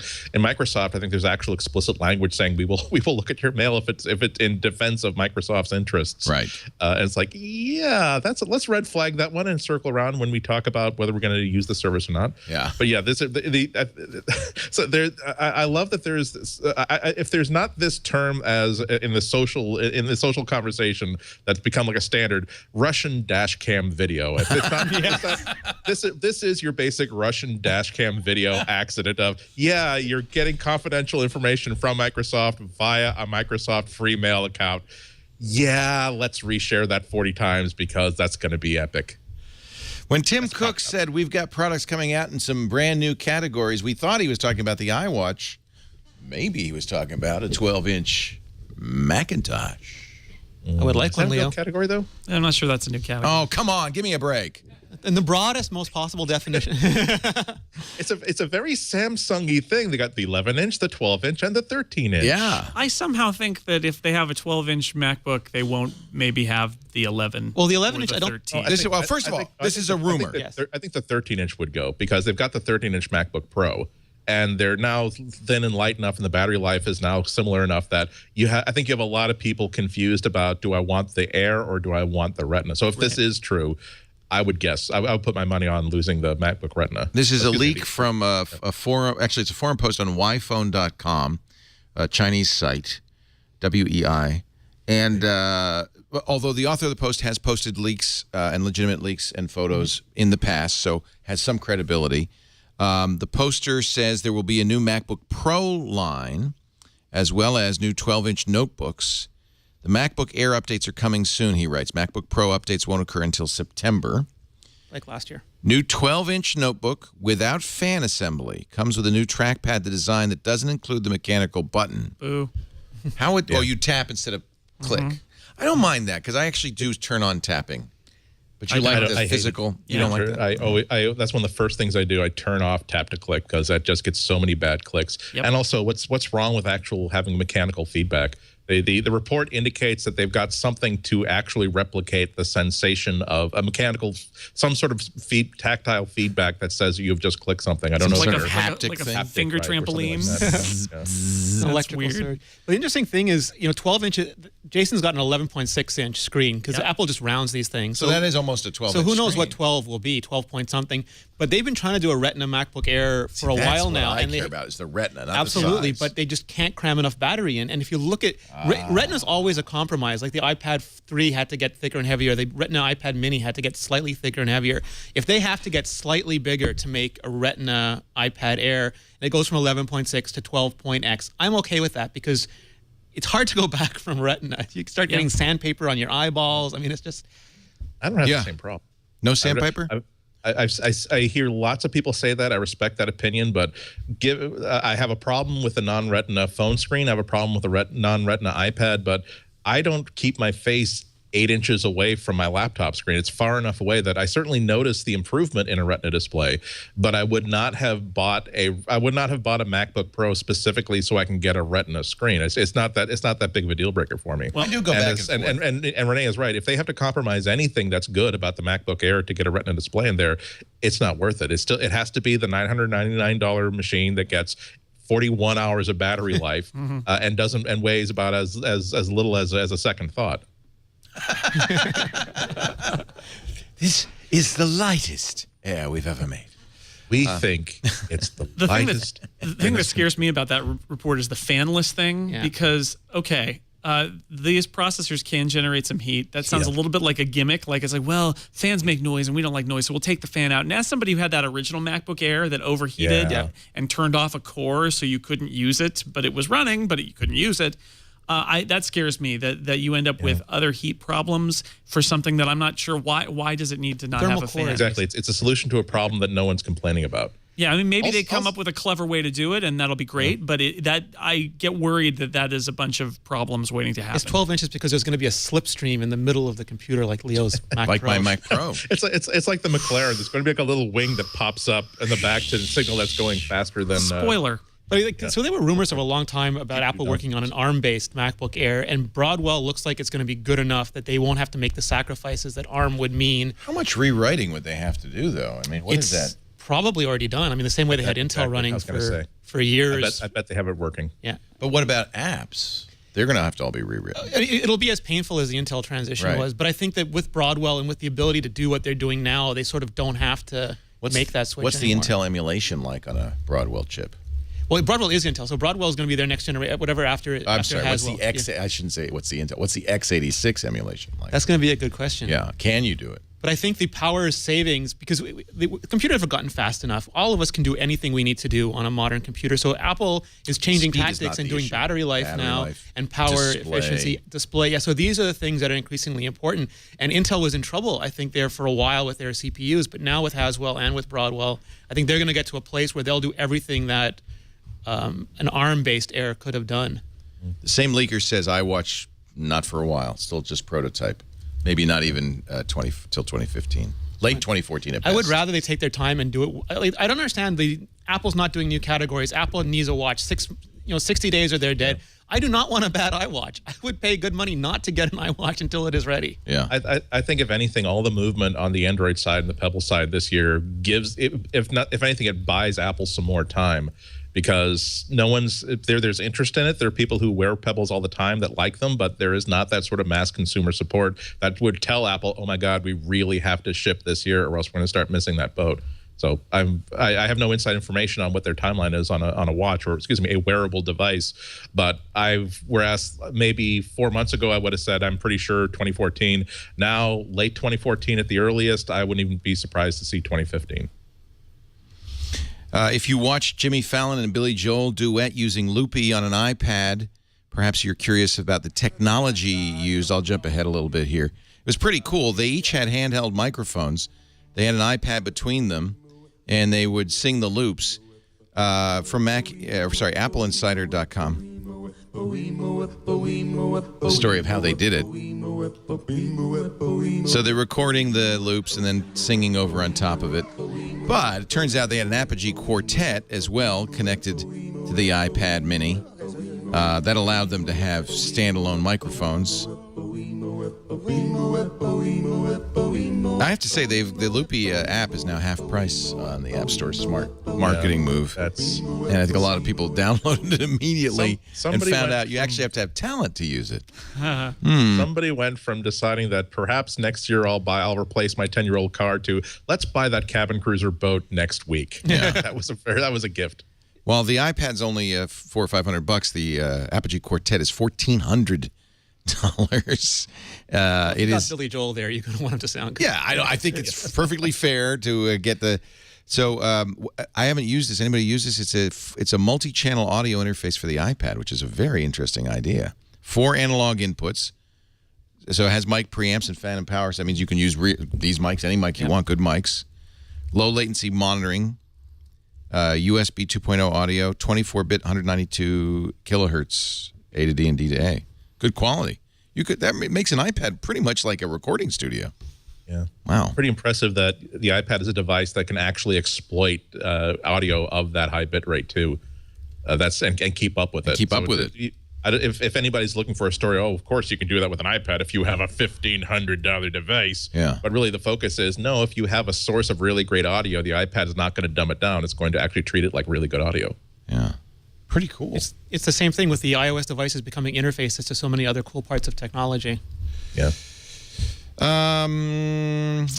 Great article by, again, Mike Elgin. Mike gets more bonus points here on Cult of Mac about a technique that is built into iOS 7. We've known about for a long time, called mesh networking. It allows an iOS 7 device that has no access to the internet to get to the internet via another iOS 7 device. And there's an app, and by the way, I downloaded it and don't. It's stupid. Fire Chat. Consider it a proof of concept. It's a proof of concept. Thank you. Because, boy, the chats I was watching were wow.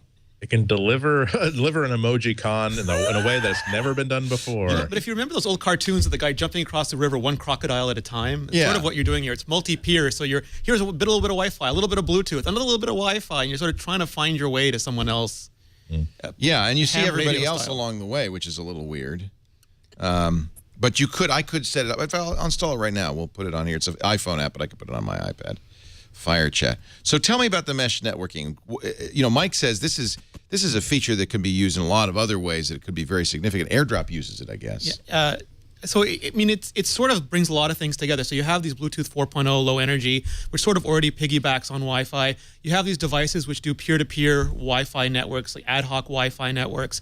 And what this basically does is if neither of us are connected to the internet, but there's another device, maybe I can get to that device, and maybe he's connected to the internet, and I can do a short hop off of him, and then find a Bluetooth connection to somebody else. And it's sort of like, literally, you're in a spacesuit pushing yourself from asteroid to asteroid to get to another planet. You're not relying on an existing highway or infrastructure to do it. Yeah. The big deal is that it makes communications possible even if you don't have line of sight. So that, I mean, how many times have you been in a hotel, like at a conference, where you're the only room that doesn't have access to Wi-Fi or can't get a signal on the phone? But that's okay because there are 100 other people inside the hotel who also have the same sort of device running the same sort of operating system. And so long as you can reach the phone, the iPad in the room next door, and the iPad can reach the iPhone 2 doors down, you can basically have the snaky sort of route that gives you internet, even though you're basically in the Econo Lodge dungeon. Yeah. Mesh networking is the next big thing, especially with a lot of wearable devices. As you move around, the idea that you could then connect to something that could connect to the internet. There won't be an LTE radio in a watch for a while now, but also in third world countries or in places where people are interfering deliberately with the traditional internet. It enables communications that might not be as outstanding as we're used to in our broadband-soaked world, but will just let you have a connection under hostile circumstances. But meanwhile, Fire Chat feature of one laptop per child. Fire Chat brings back the old AOL rooms, because I tell you, whatever's going on in here, can you see that, chat? I don't know if you can. I was told that there's very inappropriate things that might go on, so I was go ahead and show it. If there's anything inappropriate, I'll hide it with my hand. But this is the Fire Chat interface. It's just like, hey guys, how are you? Yo, I'm all right. You? Good. Vancouver, St. Louis, Indianapolis, Union City. There's also nearby, and there's somebody, a couple. Hello, I also have Mesh Network. Yeah. Do you have Mesh Network? Yeah. Hi, I have Mesh Network. Yeah. Again, proof of concept. Yes. Anybody who's watching the show wants to join me in Fire Chat, just, I don't know how you even... Type whatever you want. It'll be right in the feed. It sounds like it's going to be a problem, but I'm sure everybody's going to be nice and polite. Anybody watching twit.tv? Yeah, it was in the Indian Ocean. Well, that's another subject. Don't hurt. So there's a bunch of stuff going on. I don't even understand what the point of this is. It reminds me of one of those old AOL. Hey, hi iPhone. How are you? Good to see you. Everybody in our audience is now trying to get on Fire Chat. But so I'm not sure. I guess I could then, if I knew somebody else was on, I could then add them, right? You've got to imagine there'll be other applications. I'm Leo, if you want to say hi. There'll be things like AirDrop, and there'll be other applications that come out that take advantage of multi-peering. There's a good... Yeah, that's nice. So if you don't have to be on the same Wi-Fi, I don't have to be on the same Wi-Fi network as you to use AirDrop. We can share files just I've because done it on we're airplanes. NS Hipster had a good article on the multi-peering technology just in general, and it's something that developers... That's the nice thing, is that it's not just proprietary to AirDrop. Apple made an API, so any developer can use it for their products. Yeah. I was talking to someone on Twitter about this when they were suggesting that if Apple wants to collect fitness data, wouldn't it be a cool idea to have a restaurant, when they give you your check, that there's a way that you can actually download the information on the nutritional info of what you ordered? And I had a debate with a couple people because everyone was saying, oh, it should be Bluetooth, it should be Bluetooth. And I said, well, maybe if it's just a QR code, then they could take the receipt with them and they could actually make it work. Because one of the problems of wireless communication is that there's always that first step of establishing the connection and making sure that both of these are on the same wavelength. One of the great things about technologies like Mesh is that it's zero configuration. It's just the fact that these two are simply in the same, consuming the same amount of oxygen means that they have the ability to talk to each other. I'm just having fun chatting with Are they people. saying something ribald? Anything you can share with the class, Leo? I put a selfie on there.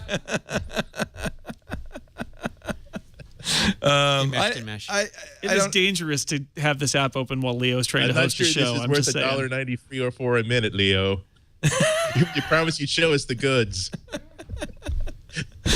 It's really a strange experience to join a chat room where people are not talking about anything in general, and it's all just chat roulette of peer-to-peer. Yeah, it's like chat roulette. Yeah, I'm just gonna leave it running, and we won't show it on the air. But Leo, this would be a good time to have this would be a good time to have that monocle like in your eyes, so that you can have it pop out when you see something. What? The as badly as the Apple 5C sold. And I think everybody's saying it sold badly. It beat BlackBerry. It beat Windows Phone. It beat every Android flagship in the fourth quarter. And it still was a flop. Well, but that by whose definition? I mean, it's by media's definition. It's a flop. Maybe by the amount of phones of iPhone 5S sold, it's not the same. But a lot of companies would give their eye teeth to have that sort of flop. Yeah, including Samsung. And there have been some fairly credible reports that Apple maybe made a lot of these and didn't sell them and had more inventory than it expected. So maybe Apple thought this would be a bigger hit. Well, they said that, right? But I know people, I see people buying them. I know people in my family and friends who've bought them instead of the 5S because they don't need the 5S and they want to get the cheaper model. My mom reviewed it for iMore last week for me. Yeah, my mom is going to get one when she's loves it. visiting us in a couple months. Yeah. It's a kiss of And this death. is Mom's yes, iPhone. I really Another I iPhone? really get tired. I'm sorry. Go ahead, Andy. I was just saying, I really get tired of conversations like this because unless you are running Apple, what do you care how much the 5C is, how well this or poorly this 5C is selling? So long as it's making profits for Apple, what do you care that it's a quote dog or quote it's a failure or and even on the other side of it, what do you care that it's outselling the Galaxy S5 or whatever other phone? You should not care about this. Sorry, I brought it up. I'm not saying to you because again, you are rational and also you're at least willing to exploit this story for content. So, and I can respect that. But when people are saying, you know what, I've got this to say to all the Apple haters out there, your so-called failure phone is actually outselling your precious little Windows. The area where I care is like, I want the HTC One to sell enough that they make an HTC 2. So, because that company doesn't have as much money as Apple. Yeah. Apple will be just fine regardless of the sales of this phone. But I do want them to make more experimental phones. So what you're saying is if you love Apple, you should all go out and buy the new HTC One. If you love HTC, like I'm going to get one because I love HTC. Yeah. I love them since the Trio Pro. It's our way of, it's like Kickstarter. We're just supporting them to continue doing their fine Peter Chow, you can have my money. work. So basically, documentary about ska band mixtapes and HTC. Yeah, that's it. Same sort of like emotional response. Same thing, exactly. Hey, good news if you use iTunes Radio, and I really think Apple's going to try to promote the fact that this thing exists. Because you know what? It's great, but I don't think anybody knows it even exists, right? It's because it's kind of hidden away in the music app. Music app, right? You know, I've got, you know, you've got Spotify or Google Music or whatever you've already got working. You don't. US and Australia only still. Well, okay, sorry, Canadian. I know. I would use it. But one rumor is that they're going to separate it out and make it a standalone app, which I think is a good idea. They've added some new channels, including, by the way, NPR now. So this isn't music, which I find interesting. There, you can listen to a stream of NPR talk news shows. Yeah. They've got you know, great playlists under the featured stations. You can create your own stations. Twit channel on iTunes. Yeah, why don't? So what do I need to do to get a deal like NPR? Oh, now you zoom in, Chad.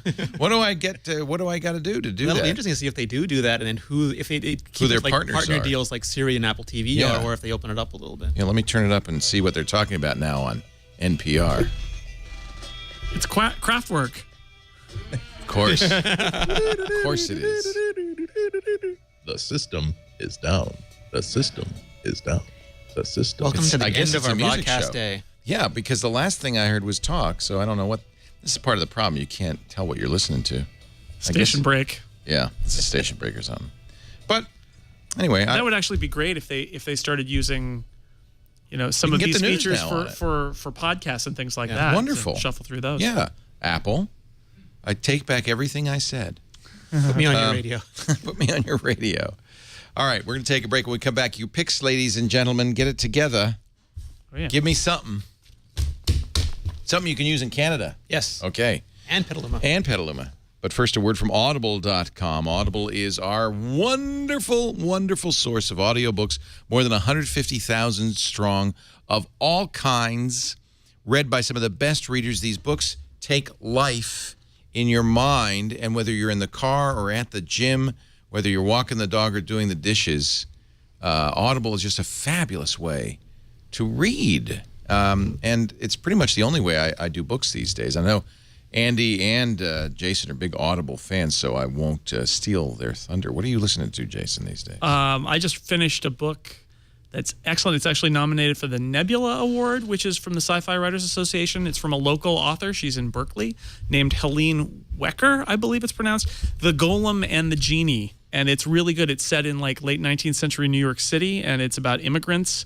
And among the immigrants is a genie who's trapped in human form, and a golem that has been made by a kind of renegade rabbi as a wife for a guy who dies during his passage to North America. And so she's trying to make her way in the Jewish society of New York, and the genie is trying to do it in the Middle Eastern society. And then they meet, and there are interesting things that happen, and it's a lot of fun.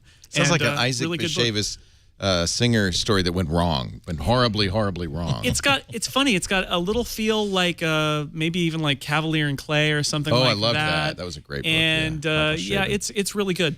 I liked it a lot. And George Guidall narrates it, who's one of their, I just love his voice. He's a great narrator. Let me play a little bit of the audio from this. Is the Golem and the Genie. Knocked on the door and waited. He's a great. After some minutes, he heard a shuffling step. The door opened, a hand's width, revealing a man of perhaps 70. Oh, he was bald, save for a fringe. You see, you listen to these, and you just kind of go, wow, I just can't wait to hear more of this. This is a drive around the block book. Yeah. Gollum and the Genie. Okay, there's a pick for you. We're going to get one of these for you for free. I like to give you some choices, though. Andy Anako, what are you listening to? Adventures of Sherlock Holmes, but a really, really special set of recordings. This is the radio drama that was starring Sir John Gielgud as Sherlock Holmes and his long time acting partner, Sir Ralph Richardson as Watson, with some cameo appearances by Orson Welles and the rest. And oh boy, I have bought a couple of different versions of Sherlock Holmes stories in my day at my using of Audible. But as soon as I heard about this and I clicked on it, you heard Sir John Gielgud. I love him. Speak like this and say, well, it was very simple. Oh goodness, I want to listen to that. I want that on my every device I own that can play. I even want them on devices that can't play audio, just so that I've got that touch of class in my wallet at all times. 16 episodes, 7.5 hours. Let me play a little bit of this. Managed to get hold of some imprudent letters, Watson, which she wrote some time ago to a penniless young fellow in the country. Only imprudent, mind you, but they'd be quite sufficient to break off the match. And you're commissioned to meet him? Yes, and make what terms I can. Here comes Mrs. Hudson. I think he's here, Watson. Will you let him in? These are great. So these are radio plays. Mr. Holmes' rooms. Will you come in, please? I'm going to listen to this, and then I will start talking like that from now on. Wow, that's great. These are from the mid-'50s with Sir John Gielgud, Sir Ralph Richardson, and yes, a little Orson Welles as the evil Moriarty. Perfect casting. I knew Moriarty was an American, damn it. All right. So how do you get this for free? Here's how. You go to audible.com/MacBreak. You'll be signing up for the Gold account, and that means you get a book a month plus the daily digest of either the New York Times or the Wall Street Journal, but your first month's free, so you cancel anytime in that first 30 days. You won't pay a penny, but you will keep your book, whatever book you choose. And I think you just want to keep doing it because every time I get a new Audible book and I start listening, I just love it. I'm such a fan. And yeah, they have these old radio shows too, which is great, including the original radio plays of The Hitchhiker's Guide to the Galaxy, which are a must for everybody's collection. Get it free, audible.com/MacBreak. All right, Renee, your pick of the week, sir. My pick of the week is, it is not a new app, but is a new version of an app. There's an app called Transit. Now, Apple famously with iOS 6 dropped transit directions, bus directions, train directions, metro directions or subways, depending on where you live. So Transit app has been trying to fill that void. Full disclosure, it's a Montreal company, so I'm affectionate from them to begin with. Small shop, and what they've just released is their iOS 7 update. So they made a lot of waves in the beginning because they had an almost Windows Phone Metro-like look for their app. But it was very elegant, very well done. Now it's still not exactly the way iOS 7 is, but it's got a lot more iOS 7 feel to it. They've been adding more places all the time. It originally launched, I think, with 2 or 3 cities, but they're adding it. 62 cities now. Yeah, and it's an arduous process. Anyone's wondering why Apple didn't do it the first year, you have to go to municipal authorities or data companies and one by one get the rights to use their data. Well, there's a standard. There's an open data standard. And, this is the thing that kind of irks me. A lot of municipalities have decided that this should be a profit center for them. So they've released their own apps and they don't support open data. So, and that's very frustrating. I think it's frustrating to Apple and to Google, both who would like to include this transit information. Absolutely. But this is a phenomenal looking app. It works great. I use it all the time where I am. It supports, like you said, 67, I think, cities A lot right of now. Canadian cities, too. Yep, a lot of American cities. And it's it's not only a great way to get around, but it's a beautiful and great way to get around. That's nice. Really good. It's thetransitapp.com, and it is an Android version if you are forced to use an HTC One. You can use that. How about Jason Snell? What do you got for us? I have an app that full disclosure, was written by a guy I have known since college. It's called Romantomatic. It's an iOS app. It's $2. It's by Greg Noss. Romantomatic is an app. Now, Romantic got a lot of press coverage, a lot of really blistering negative press coverage by people who like to judge other people, which is people on the internet. Yeah. Here's the great thing about Romantomatic. Romantomatic is not a fake out for people who don't love their partner. Romantomatic is a reminder app that reminds you gently that you might want to send a nice little message via a text to your significant other. It's so easy to forget. Yes. That you love them. Now, it doesn't send it for you on a timer. It just reminds you that you need to send it. It does provide some suggestions of things you could say. You can set your own messages. That's a good idea. You can use one of the pre-stocked messages, which includes, I believe, an I love you in Klingon, in Elvish. That's right. And there's some other obscure made-up language that it's got. It's got emojis, and then you can also set up your own. And it'll even tell you how often you've sent various messages so you can vary it. But it is a way, I think at its base, it is a tool for people with iPhones who maybe don't take the time they should for their partner to have their iPhone say, hey, you should stop for a minute and take the time to say something nice to your partner. Headed I've been into a using meeting it since I got it. It's cute. Yeah. Don't tell your partner that. Oh, she knows. Okay. I have to sometimes say, this isn't Greg's app. This is me. But, really, that's the drawback. Yeah, I actually have a Python script that does that. So. One of the prefab messages, this is totally an original message. But it's $2, and some people think it is. Some people really get up on their high horse and they say, oh, well, if you need to be reminded to tell your significant other that you love them, then there's something terribly wrong with you and I'm judging you. Okay, whatever. I think sometimes we get our heads down and we're working on stuff and time passes. And so that phone just reminding you, hey, take a moment. I think it's nice. It's easy. It makes it easy to choose a sweetheart, easy to change your sweetheart. Should you choose to, I suppose. And it's got a very nice set of the presets are really fun. Can I write my own? It's got a sense of humor. You can write your own and you can do that. And it's like I said, it's lighthearted. It doesn't take itself too seriously. I like it. $2. Romantomatic by Extra Moon LLC for iOS. Andy Iannacco, your pick of the week. Well, we're talking about Apple making deals with cable companies, so I thought I'd plug two things: my favorite cable channel, Turner Classic Movies, and also the Watch TCM app, which to my eye is exactly how you should do like a mobile viewing app for a cable channel. Because look at everything; it's really well designed for one thing, but look at the features that it gives you. You get the East Coast feed, so you can whatever is actually being broadcast on TCM right now, you can watch it live. So if you're watching it like in your bedroom cable box, and then you start walking through the house, it will be whatever scene you left at is going to be where you'll pick off from right here, because you're getting the live stream. You get the East Coast feed and the West Coast feed. So if I came in like halfway through a movie, I can catch the rest of it later on in the day.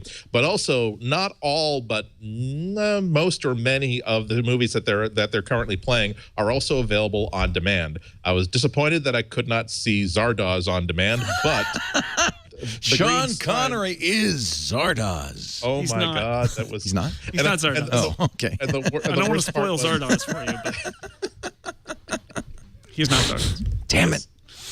But yeah, but this is exactly how you should do it, and I wish that every single channel did it this way instead of saying, "Oh, and I'm sorry, but that episode or that movie you wanted to see has not been unlocked yet. You can see the episode from season 2 5 years ago, so long as it's interrupted 3 times with commercials that you can't fast forward through." It's no, if you buy the philosophy seems to be that if you subscribe to Turner Classic Movies, and you should because it is the most awesome channel on the entire cable dial, it'll say, "Nope, if you want to watch it, whatever you please, thank you for your money, please continue to give us money for our channel. Here, have a nice, real cool free app."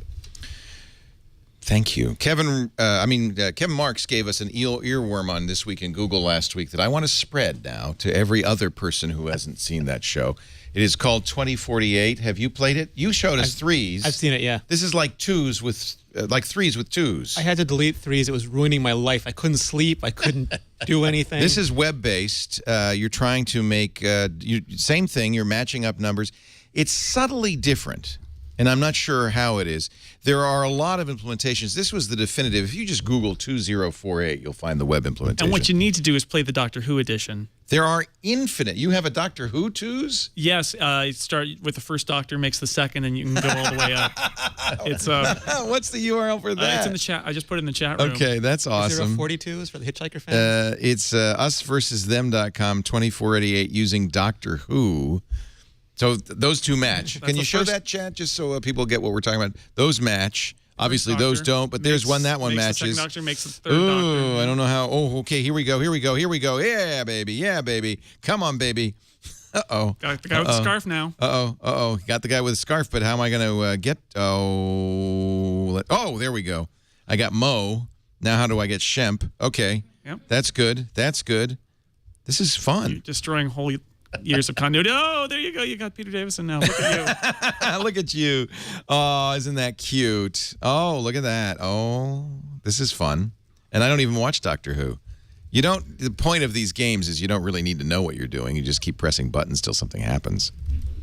All you need is something better you're supposed to be doing instead of this. That's exact. All you need is a column and you're on deadline. And this will seem like the best game you ever played. Yeah. What's the white thing?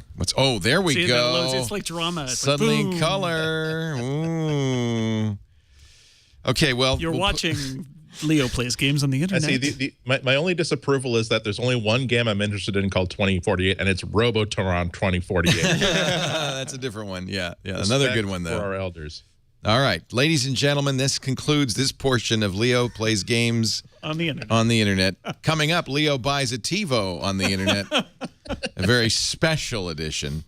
I want to thank everybody for being here, and especially our two in-studio guests. It's so nice to have you in, Renee. We see a lot of you. I'm trying. Despite the fact that you're like all the way diagonally over there. I'm trying. Get some nice weather once in a while. Love having this. Thank you. Love having you in. Renee Ritchie is at imore.com, which is really the definitive place to figure out what's going on in the Apple world. Thank you for doing that. Mobile Nations also.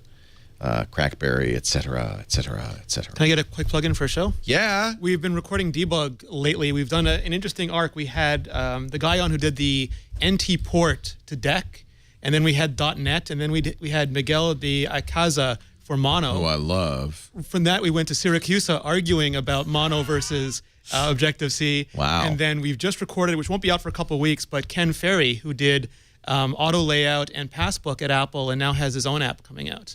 You really have good people on. Where can I find Debug? It's imore.com/debug. Okay. I went to imore.com/podcast. Every couple of weeks. You guys have too many shows. imore.com/debug. Renee has more podcasts than I do, and I have a lot of podcasts. You too?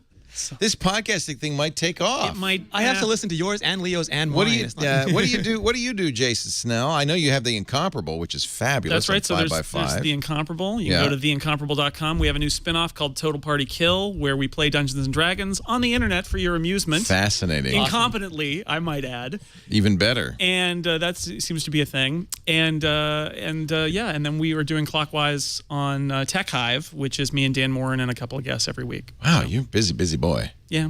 And, of course, he's also editorial director at IDG, which apparently requires no oversight whatsoever. Nope. Macworld.com might be a good spot to go to. It just runs itself. So you can do podcasts. Sure. Good man. I like that. Andy Anako has also a 5x5 podcast, Anako's Almanac, and is a regular here on MacBreak Weekly.